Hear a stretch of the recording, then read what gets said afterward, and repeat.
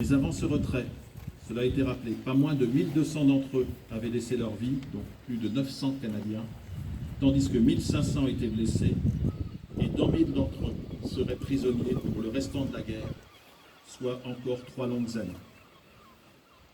Ce raid sur Dieppe, voulu par le haut commandement allié pour tester les défenses ennemies sur le continent, mais aussi pour marquer la solidarité entre les alliés de l'Est et de l'Ouest, comme l'a rappelé M. le député, a été chèrement payé par nos amis canadiens, mais aussi par leurs camarades britanniques, polonais, norvégiens, belges, américains et français libres, dont 14 d'entre eux ont participé à l'opération Jubilé.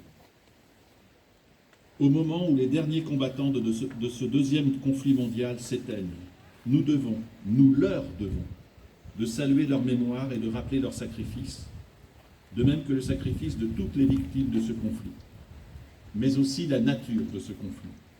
Sans haine pour l'ennemi d'hier, amis et frères européens d'aujourd'hui, mais sans répit pour combattre le nazisme, le néonazisme, le fanatisme, le racisme, l'antisémitisme et toutes les idéologies contraires aux principes de liberté, d'égalité des femmes et des hommes et de démocratie qui animaient les Alliés.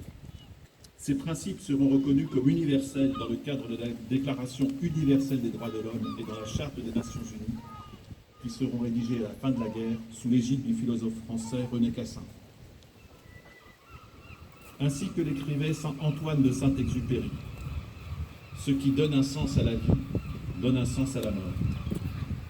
Ces mots résonnent particulièrement en ce jour anniversaire des combats du 19 août 1942. Et les valeurs qui animaient les soldats tombés ce jour-là donnent un sens à leur mort et nous obligent, nous leurs descendants, à ne pas les oublier, ni à oublier les valeurs pour lesquelles ils ont donné leur vie.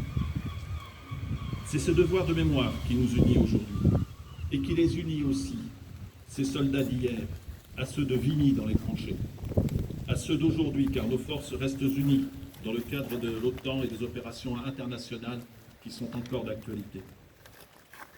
Le combat pour lequel tant de jeunes Canadiens, Britanniques, Belges, Polonais, Norvégiens, Américains et Français, civils et militaires, ont donné leur vie ce 19 août 1942 se poursuit.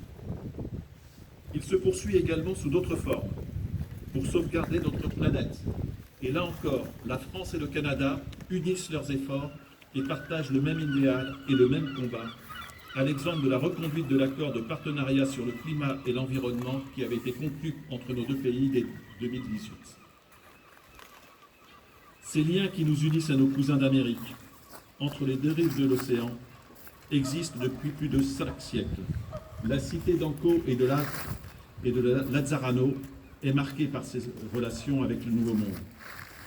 Et Dieppe est d'ailleurs présente des deux côtés de l'Atlantique, ici en Normandie, mais aussi là-bas dans le New Brunswick. Ces liens ont été renouvelés au prix du sang versé par ces jeunes soldats venus de leurs terres lointaines. Et comme l'évoque la culture amérindienne, le pont des esprits unit nos terres et nos populations autour des mêmes valeurs de liberté, de progrès et de démocratie. En ce 79e anniversaire du raid de Dieppe et du sacrifice de ces jeunes hommes de toute nationalité, nous pouvons leur dire que nous ne les oublions pas, et les nombreux jeunes présents aujourd'hui sont la preuve de ce serment et de ce devoir de mémoire.